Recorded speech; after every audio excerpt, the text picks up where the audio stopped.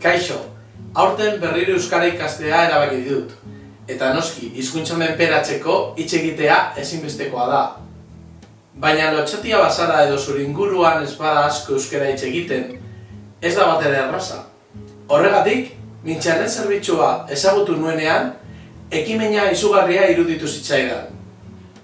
Nire kasuan, astean behin mutrikotar bidelagun batekin, hainbat mintza saio Skypen bidez egin dut, eta zoragarria izan da.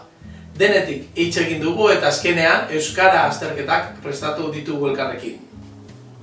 Beraz, ez izan dudarik, hizkuntzarik onena hitz egiten dena da, eta hori martxan jartzeko, internet zerbitzua zure aukera ezin hobea da. Agur!